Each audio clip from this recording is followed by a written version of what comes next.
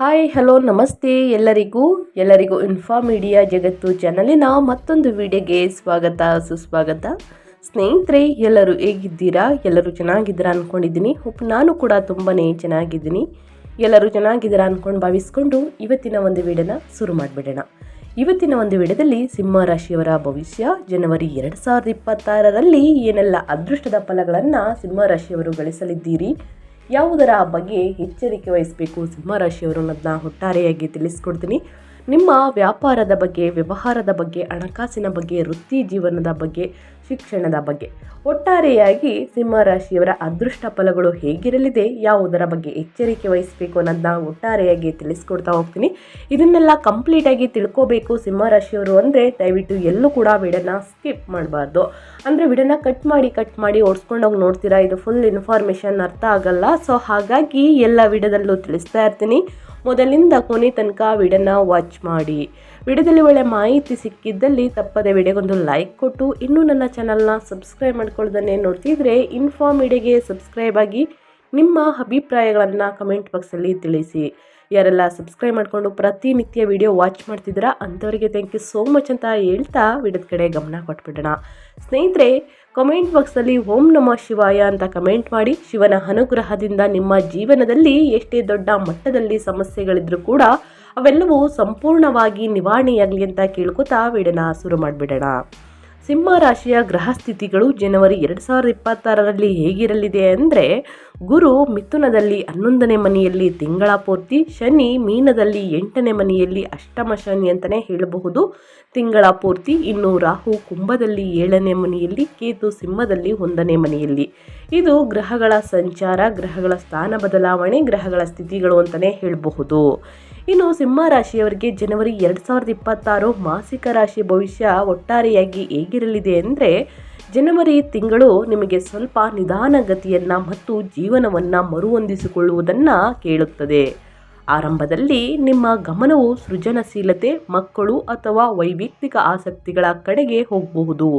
ಆದರೆ ಸ್ನೇಹಿತರೆ, ಶೀಘ್ರದಲ್ಲೇ ವಾಸ್ತವತೆ ಎದುರಾಗುತ್ತದೆ, ಜವಾಬ್ದಾರಿಗಳು ಹೆಚ್ಚಾಗುತ್ತವೆ ಮತ್ತು ದಿನಚರಿಯ ವಿಷಯಗಳು ನಿಮ್ಮ ಗಮನವನ್ನು ಬಯಸುತ್ತವೆ.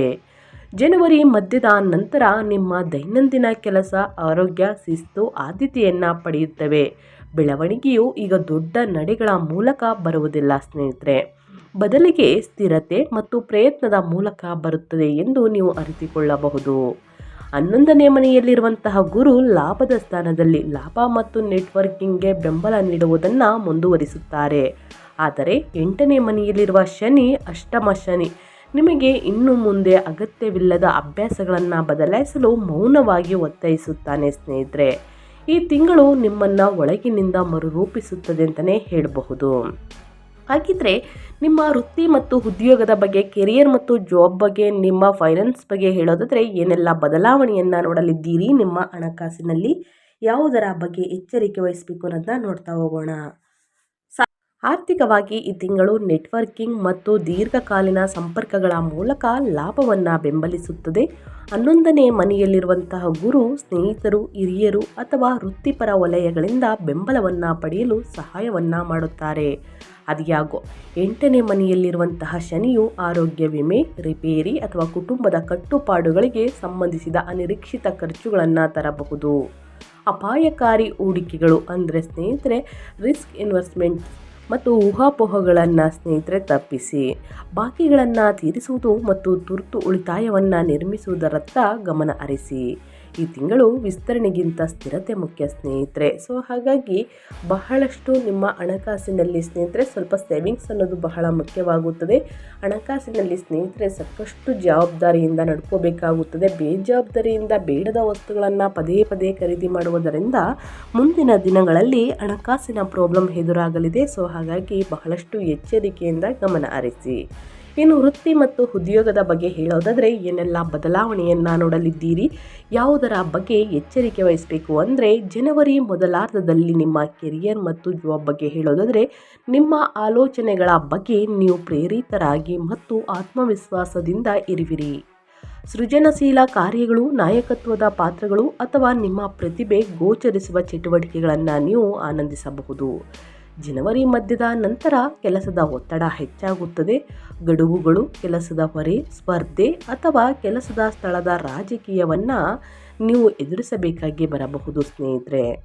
ನೀವು ಇತರರಿಗಿಂತ ಹೆಚ್ಚು ಮಾಡುತ್ತಿದ್ದೀರಿ, ಆದರೆ ಮನ್ನಣೆ ನಿಧಾನವಾಗಿದೆ ಎಂದು ನಿಮ್ಮಲ್ಲಿ ಕೆಲವರು ಭಾವಿಸಬಹುದು ಸ್ನೇಹಿತರೆ. ಈ ಹಂತವು ನಿಮ್ಮ ತಾಳ್ಮೆ ಮತ್ತು ಶಿಸ್ತನ್ನು ಪರೀಕ್ಷಿಸುತ್ತದೆ. ನೀವು ಗಮನ ಹರಿಸಿ ಅನಗತ್ಯ ಸಂಘರ್ಷಗಳನ್ನು ತಪ್ಪಿಸಿದರೆ ನಿಮ್ಮ ಪ್ರಯತ್ನಗಳು ನಿಧಾನವಾಗಿ ಗುರುತಿಸಲ್ಪಡುತ್ತದೆ ಸ್ನೇಹಿತರೆ. 7ನೇ ಮನೆಯಲ್ಲಿ ರಾಹು ಇರುವುದರಿಂದ ಸಹೋದ್ಯೋಗಿಗಳು, ಗ್ರಾಹಕರು ಅಥವಾ ಪಾಲುದಾರರೊಂದಿಗಿನ ಸಂವಹನ ಅನಿರೀಕ್ಷಿತವಾಗಿರಬಹುದು. ಜನರನ್ನು ರಾಜತಾಂತ್ರಿಕವಾಗಿ ಸ್ನೇಹಿತರೆ ನಿಭಾಯಿಸಿ ತಕ್ಷಣದ ಮೆಚ್ಚುಗೆಯನ್ನು ಬಯಸಬೇಡಿ. ವ್ಯವಸ್ಥೆಗಳು ಮತ್ತು ಕೌಶಲ್ಯಗಳನ್ನು ಸುಧಾರಿಸುವತ್ತ ಗಮನ ಹರಿಸಿ. ಫಲಿತಾಂಶಗಳು ಅನುಸರಿಸುತ್ತವೆ ಅಂತಲೇ ಹೇಳಬಹುದು. ಅದೇ ರೀತಿ ನಿಮ್ಮ ಹೆಲ್ತ್ ಬಗ್ಗೆ ಹೇಳೋದಾದರೆ ಏನೆಲ್ಲ ಬದಲಾವಣೆಯನ್ನು ನೋಡಲಿದ್ದೀರಿ, ಯಾವುದರ ಬಗ್ಗೆ ಎಚ್ಚರಿಕೆ ವಹಿಸಬೇಕು ಅನ್ನೋದಾದರೆ ಸ್ನೇಹಿತರೆ, ಆರೋಗ್ಯಕ್ಕೆ ಎಚ್ಚರಿಕೆಯ ಗಮನಿಸಬೇಕು ಸ್ನೇಹಿತರೆ. ಯಾಕಂದರೆ ಸಿಂಹರಾಶಿಯವರಿಗೆ ದ್ವಿತೀಯಾರ್ಧದಲ್ಲಿ ಅಂದರೆ ಜನವರಿ ತಿಂಗಳ 15ನೇ ತಾರೀಕು ನಂತರ ಕೆಲಸದ ಹೊರೆ ಅಥವಾ ಒತ್ತಡದಿಂದಾಗಿ ನೀವು ಸುಸ್ತಾಗಬಹುದು. ದಿನಚರಿ ಅನಿಯಮಿತವಾಗಿದ್ದರೆ ಜೀರ್ಣಕ್ರಿಯೆ ಸಮಸ್ಯೆಗಳು, ಬೆನ್ನು ನೋವು, ಸೊಂಟ ನೋವು ಅಥವಾ ಆಯಾಸ ನಿಮ್ಮಲ್ಲಿ ಕೆಲವರಿಗೆ ತೊಂದರೆಗೀಡಾಗಬಹುದು. ಸಣ್ಣ ರೋಗ ಲಕ್ಷಣಗಳನ್ನು ನಿರ್ಲಕ್ಷಿಸಬೇಡಿ. ನಿಯಮಿತ ನಿದ್ರೆ, ಲಘು ವ್ಯಾಯಾಮ ಮತ್ತು ಸಮತೋಲಿತ ಆಹಾರ ಅತ್ಯಗತ್ಯ. ಹೊರಗಿನ ತಿಂಡಿ ತಿನಿಸುಗಳನ್ನು, ಎಣ್ಣೆಯಲ್ಲಿ ಕರಿದ ತಿಂಡಿಗಳನ್ನು ಆದಷ್ಟು ಕಡಿಮೆ ಮಾಡಿ ಸ್ನೇಹಿತರೆ. ಯಾಕಂದರೆ ಶಿಸ್ತು ಈ ತಿಂಗಳು ನಿಮ್ಮ ದೊಡ್ಡ ಔಷಧಿಯಾಗಿದೆ. ಸೊ ಹಾಗಾಗಿ ನಿಮ್ಮ ಆರೋಗ್ಯದ ಬಗ್ಗೆ ನಿಮಗೆ ಒಂದು ಕಾಳಜಿ ಇರಲಿ, ಎಚ್ಚರಿಕೆ ಇರಲಿ ಅಂತಲೇ ಹೇಳ್ಬೋದು. ಪ್ರತಿದಿನ ವ್ಯಾಯಾಮವನ್ನು ಮಾಡಿ, ಪ್ರಾಣಾಯಾಮವನ್ನು ಮಾಡಿ ಸ್ನೇಹಿತರೆ. ಉಸಿರಾಟದ ಸಮಸ್ಯೆಗಳು ಇದ್ದರೆ ಸ್ನೇಹಿತರೆ ಅವೆಲ್ಲವೂ ಸಂಪೂರ್ಣವಾಗಿ ನಿವಾರಣೆಯಾಗಲಿದೆ. ಸೊ ಹಾಗಾಗಿ ನಿಮ್ಮ ಆರೋಗ್ಯದ ಬಗ್ಗೆ ಎಚ್ಚರಿಕೆ ವಹಿಸಿ. ಇನ್ನು ಅದೇ ರೀತಿ ಕುಟುಂಬ ಮತ್ತು ಸಂಬಂಧಗಳ ಬಗ್ಗೆ ಹೇಳೋದಾದರೆ ಏನೆಲ್ಲ ಬದಲಾವಣೆಯನ್ನು ನೋಡಲಿದ್ದೀರಿ, ಯಾವುದರ ಬಗ್ಗೆ ಎಚ್ಚರಿಕೆ ವಹಿಸಬೇಕು ಸಿಂಹರಾಶಿಯವರು ಅಂದರೆ, ಸಂಬಂಧಗಳು ಈ ತಿಂಗಳು ಸ್ವಲ್ಪ ಸೂಕ್ಷ್ಮವಾಗಿರುತ್ತದೆ ಸ್ನೇಹಿತರೆ. ನಿಮ್ಮ ರಾಶಿಯಲ್ಲಿ ಲಗ್ನ ಕೇತು ಇರುವುದರಿಂದ ಸ್ನೇಹಿತರೆ ನೀವು ಕೆಲವೊಮ್ಮೆ ಬೇರ್ಪಟ್ಟಂತೆ ಅಥವಾ ತಪ್ಪಾಗಿ ಅರ್ಥೈಸಲ್ಪಟ್ಟಂತೆ ಭಾವಿಸಬಹುದು. ಸಂಗಾತಿಯ ಅಥವಾ ಜೀವನ ಭಾಗಿಯಾದರೂ ಸ್ನೇಹಿತರೆ ನಿಮ್ಮಿಂದ ಹೆಚ್ಚು ಗಮನ ಮತ್ತು ಭಾವನಾತ್ಮಕ ಒಳಗಿವಿಕೆಯನ್ನು ಸ್ನೇಹಿತರೆ ನಿರೀಕ್ಷಿಸಬಹುದು. ನೀವು ತುಂಬ ಸ್ವಯಂ ಕೇಂದ್ರಿತರಾದರೆ ತಪ್ಪು ಗ್ರಹಿಕೆಗಳು ಬೆಳೆಯಬಹುದು. ಮಕ್ಕಳು ಅಥವಾ ಹಿರಿಯರಿಗೆ ಸಂಬಂಧಿಸಿದ ಕುಟುಂಬದ ವಿಷಯಗಳಿಗೆ ತಾಳ್ಮೆ ಬೇಕಾಗುತ್ತದೆ. ಸಲಹೆ ಬಗ್ಗೆ ಹೇಳೋದಾದರೆ ಜೊತೆಗಿರಿ. ಬಲವಾದ ಮಾತುಗಳಿಗಿಂತ ಸಣ್ಣ ಸನ್ನೆಗಳು ಈಗ ಹೆಚ್ಚು ಮುಖ್ಯವಾಗಿರುತ್ತದೆ.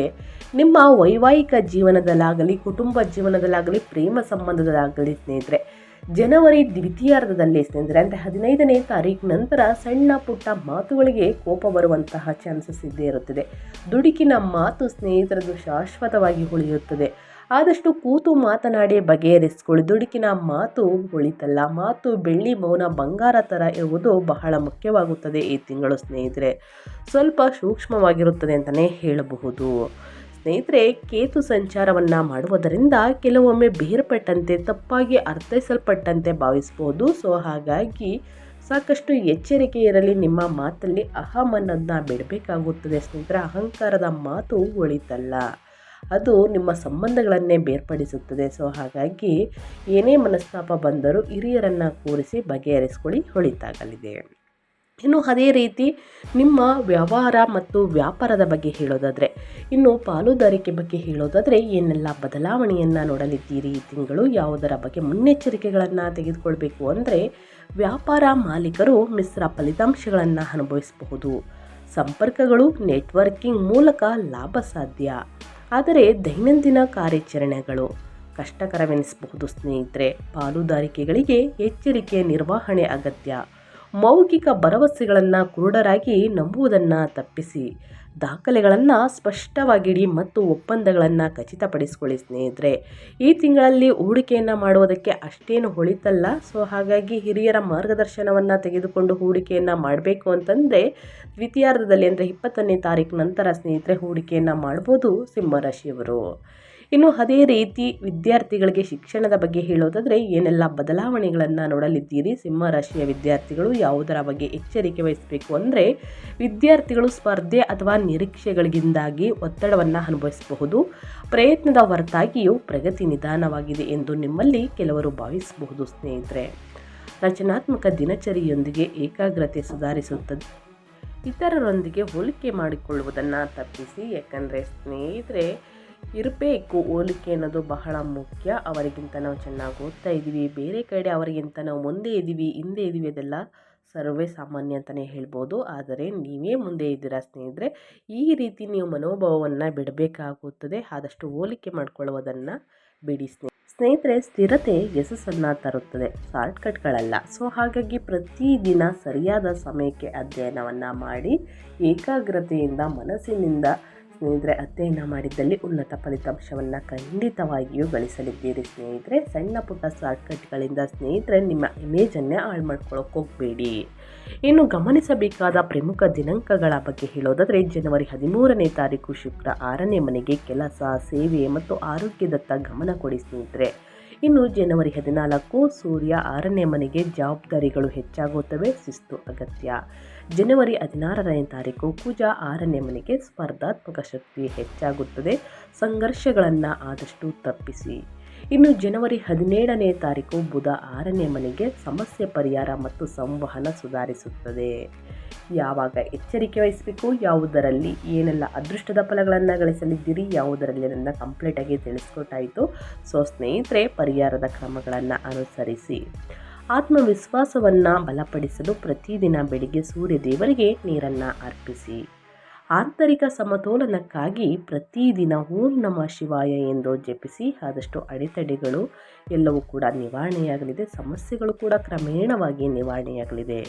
ಇನ್ನು ನಿಮ್ಮ ಆರೋಗ್ಯದಲ್ಲಿ ಉತ್ತಮ ಆರೋಗ್ಯವನ್ನು ಪಡೆದುಕೊಳ್ಳುವುದಕ್ಕೆ ಶನಿವಾರದಂದು ನಿರ್ಗತಿಕರಿಗೆ, ಅಂದರೆ ಬಡವರಿಗೆ ಮತ್ತು ಬಡವರಿಗಿಂತ ನಿರ್ಗತಿಕರಿಗೆ ಆಹಾರ ಮತ್ತು ಔಷಧಿಗಳನ್ನು ದಾನ ಮಾಡಿ. ಔಷಧಿಗಳನ್ನು ದಾನ ಮಾಡುವುದಕ್ಕೆ ಆಗಲಿಲ್ಲ ಅಂತಂದರೆ ಔಷಧಿಗಳನ್ನು ಸ್ನೇಹಿತರೆ ಏನು ಬೆಲೆ ಬಾಳುತ್ತೆ ಆ ಹಣವನ್ನು ನೀವು ಸಹಾಯ ಮಾಡ್ಬೋದು. ಹಣ್ಣು ಹಂಪಲುಗಳನ್ನು ವಿತರಿಸಿ. ರೋಗಿಗಳಿಗೆ ಕಂಬಳಿಗಳನ್ನು ದಾನ ಮಾಡಿ. ಅಹಂಕಾರದ ಘರ್ಷಣೆಗಳು ಮತ್ತು ಕಠಿಣ ಮಾತುಗಳನ್ನು ಆದಷ್ಟು ತಪ್ಪಿಸಿ ಸ್ನೇಹಿತರೆ.